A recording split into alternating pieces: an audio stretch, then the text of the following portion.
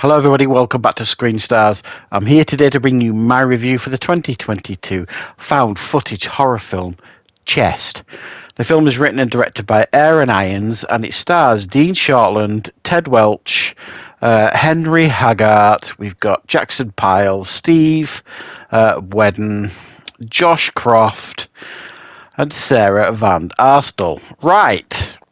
Okay, this film is obviously found footage. It starts off with the usual disclaimer at the beginning, these people went missing in such and such a time, this footage was found, blah, blah, blah, blah. So far, so unoriginal, I suppose you could say. But the film follows a group of documentary filmmakers who head down south in America, the deep south, to kind of look for this urban legend of like this chest, and supposedly in this chest there's all sorts of hidden secrets and things about folklore and mythology and all this kind of stuff. And they head down there, interview some of the locals, get warned off, meet one particular local who agrees to be their guide. They head out into the woods in order to see if they can, find any truth to these rumours. And as you could imagine, with this being a found footage horror film, things don't exactly go according to plan. Right, what are my thoughts on Chest? Well, again, guys, my never-ending search for, my my addiction to found footage films, I suppose you could call it now. This is a film I'd never seen this one before. I'd never even heard of this one before, and it's only a 2022 film. So I'm not going to lie, I wasn't expecting a great deal. I mean, some of these found footage films I have been watching and reviewing over the last few weeks, apart from a couple I'd not seen before. And a couple of them have actually been, pleasantly surprising. This one actually is a little bit of a gem, I'm not going to lie. I really enjoyed this as a found footage fan. It follows the formula well. It doesn't necessarily deviate from it too much, but what it does do when it follows the formula, it does it well enough to kind of leave a lasting impression on you. And it's got some quite impressive shots and some quite impressive moments of genuine fear in the film as well. And that's generally what I want from a found footage film. Is I want a really cool setup, I want a good introduction to the characters so I care. I want to kind of get a flavour of the area they're at, so I like it when like interviewing locals and that kind of stuff, and you get this sense of dread almost, the fact that they're not necessarily welcome, or they're getting told all these stories about, these things that have gone off in the past, and you're kind of like, oh, this is going to be dodgy, it's going to be dodgy. And then they go off into the woods, they make some incredibly stupid decisions that in normal horror films I kind of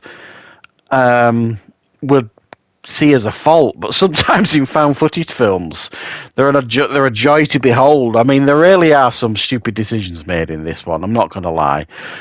There's so many things that are warning them off continuing, but they still continue anyway. They meet, like I say, this one particular crazy local who's got a woman locked up in his house who's even crazier. And not only does that not warn them off, the leader, if you like, the guy that's running the documentary, pays him to be their guide. Fantastic. And then they go off into the woods, and one of them films in the middle of the night some people on horseback, 3 people on horseback, observing the camp, wearing like cultist outfits. And in the morning, do they all run off? Shit scared, literally their feet just a blur running down the hill? Nope, they continue on. And not only do they continue on, one of them has gone missing as well. I honestly, it's really stupid decisions. I can't help and really defend the film too much on that. But if they didn't go on, we wouldn't have what kind of follows. So I actually thought, the film delivered on some real moments of tension here and there, some bubbling moments building, along as the movie goes on, and then finishes with a really big hurrah. And I love that. In fact, those are my favourite type of found footage films that kind of, bubble along and then boom, have that right at the end. It's properly in your face. And this one's very much like that. You know what I mean? Because at the end, they kind of find this mine. Some of them go in to explore, some of them stay on the outside.